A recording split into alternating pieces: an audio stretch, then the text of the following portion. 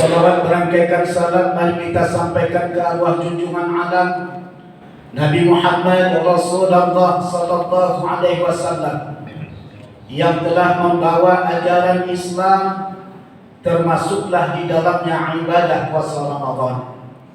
Hadirin rahimakumullah. Bersyukur hukumnya wajib. Ada 3 cara kita untuk mensyukuri nikmat Allah Subhanahu wa taala. Yang pertama, bersyukur dengan lidah. Bersyukur dengan lidah itu ada 2 cara. Yang pertama, begitu kita mendapatkan nikmat Allah, lantas kita ucapkan alhamdulillah. Alhamdulillah itu terbitnya dari dalam hati. Zikir juga bukti tanda syukur kita kepada Allah Subhanahu wa taala. Sebagaimana sabda Rasulullah sallallahu alaihi wasallam, "Wa rajulun zakarullah khaliyan fa fadat 'ainahu." Seseorang yang berzikir kepada Allah di kala sunyi, maka mengalir kedua air matanya. Air mata yang mengalir karena zikrullah, karena berzikir kepada Allah Subhanahu wa taala, maka akan dibayar mahal oleh Allah Subhanahu wa taala, dan ia akan mendapat naungan arsy di padang mahsyar. Tapi ada air mata yang tak berguna. Itulah air mata saudara-saudara Nabi Yusuf alaihi salam. Setelah mereka lemparkan Yusuf ke dalam telaga, kemudian mereka menangis menemui ayahnya Nabi Yakub alaihissalam. Mereka mengatakan, "Ayah, kami anak yang tak punya harga." Al-Imam Ahmad bin Muhammad bin Ajibah atau Al-Ujaibah Al-Hasani pernah menulis di dalam kitabnya Iqadul Imam fi Syarhil Hikam, "La yaghurrannakum muka'ar rajul fa inna ikhwata Yusuf ja'u abahum isya'an yakuna wa qad fa'alu ma fa'alu." Jangan kamu tertipu karena tangisan orang. Karena saudara-saudara Nabi Yusuf alaihissalam juga menangis setelah mereka lemparkan Yusuf ke dalam telaga. Kemudian mereka menemui ayahnya Nabi Yakub alaihissalam di waktu Isya. Mereka mengatakan, "Ayah, kami anak yang tak punya harga. Kami salah, ayah telah membiarkan Yusuf dimakan serigala. Ini buktinya ada pakaian Yusuf yang berlumuran darah." Menangis-menangis juga, tetapi Yusuf dilemparkan ke dalam telaga. Mata pura-pura yang tak berguna. Hadirin rahimakumullah. Kemudian yang kedua, bersyukur dengan lidah itu adalah dengan cara menceritakan nikmat yang telah Allah berikan kepada kita. Allah Subhanahu wa taala berfirman, "Wa amma bi ni'mati rabbika fahaddits." Dan adapun nikmat Tuhanmu itu maka ceritakanlah. Sabda Rasulullah sallallahu alaihi wasallam, "At-tahaddatsu bi ni'matillahi syukrun." Menceritakan nikmat Allah kepada orang lain itu adalah syukur. Namun dalam hal ini Profesor Dr. Wahbah bin Mustafa Az-Zuhaili pernah mengulas hadis tersebut di dalam tafsirnya Al-Munir. Apa kata beliau? Tak selamanya nikmat Allah Subhanahu wa taala itu bisa diceritakan kepada orang. Coba lihat kepada siapa orang mendengar cerita itu. Tidak usah diceritakan. Kalau diceritakan bisa menimbulkan riya bagi orang yang menceritakannya.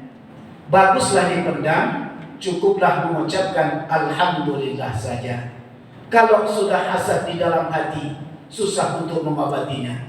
Gurindam Ali Haji pernah berkata bahwa semua penyakit ada obatnya, kalau bukan hasad pokok pangkalnya. Hadirin rahimakumullah.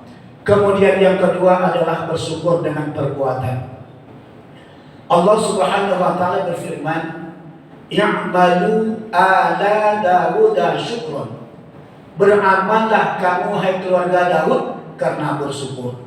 Orang salat, puasa, zakat, haji, infak, sedekah, semuanya itu bersyukur kepada Allah Subhanahu wa taala. Asy-Syaikh Abdul Karim bin Hawasin Al-Nusairi An-Nasaiburi pernah menulis di dalam kitabnya Ar-Risalatul Qusairiyah. Seorang sahabat pernah bertanya kepada Ummul Mukminin Aisyah Ummul Mukminin, istri Rasulullah SAW, namanya Ummahatul Mukminin.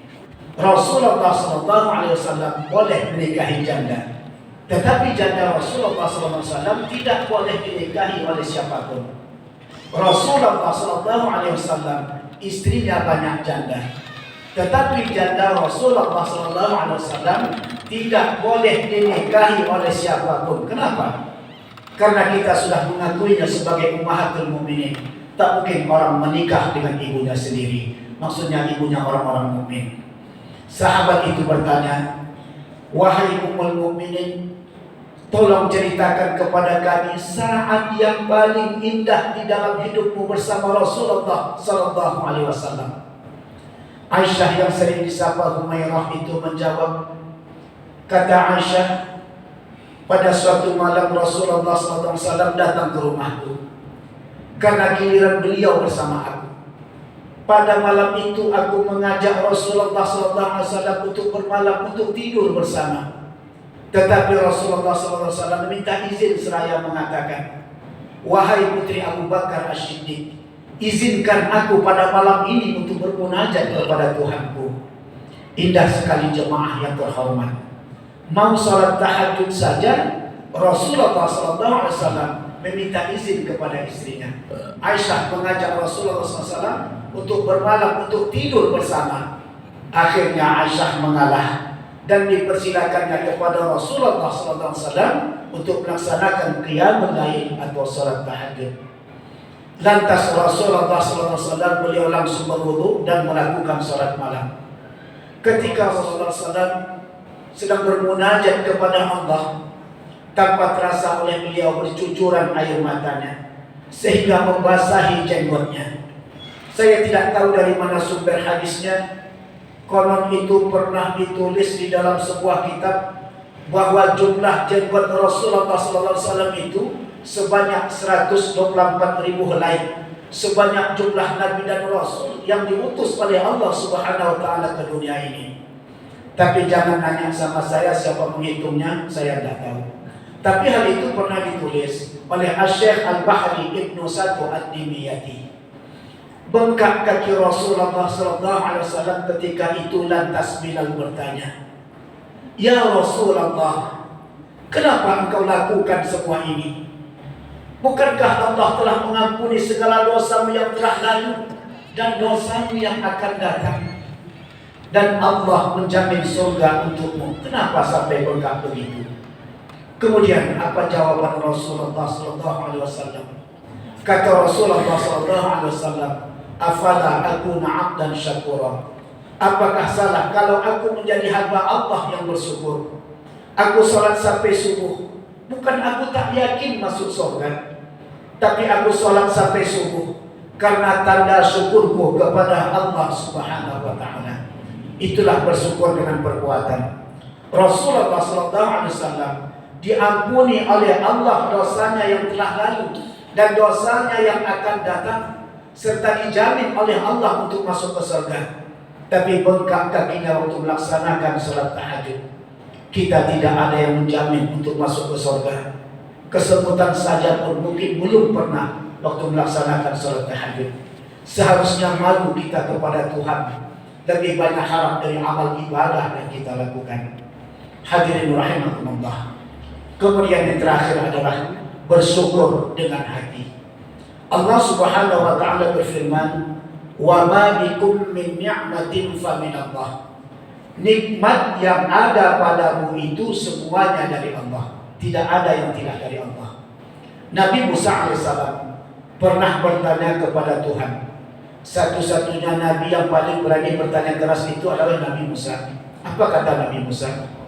Rabbi khalaqta Adama biyadik wa nafakhta fihi min ruhik wa amjadta lahu malaikatahu 'allamtahu asma'a kulli syai' wa fa'alta kaifa afaka syukraka. Tuhanku, kau telah menciptakan Adam dengan tanganmu, kau tiupkan roh kepadanya, kemudian kau ajarkan nama segala sesuatu, kau perbuat begini, kau perbuat lagi begini. Bagaimana mungkin Adam sanggup mensyukuri semua itu? Gampang saja kata Allah Subhanahu wa taala, alima anna dzalika minni. Adam tahu bahwa semua nikmat itu datangnya dariku. Dengan yakinnya Adam alaihissalam bahwa semua nikmat itu datangnya dari Allah Subhanahu wa taala, itulah bersyukur dengan hati. Bapak dan Ibu yang dirahmati Allah Subhanahu wa taala, barangkali demikian tausiah singkat kita pada malam hari ini. Mudah-mudahan kita semua yang hadir pada malam hari ini tergolong kepada umatnya yang pandai bersyukur. Tidak hanya pandai bersyukur dengan lidah, tetapi juga pandai bersyukur dengan perbuatan maupun dengan hati. Sekedar demikian. Wabillahi taufiq hidayah. Wassalamualaikum warahmatullahi wabarakatuh. Waalaikumsalam warahmatullahi wabarakatuh.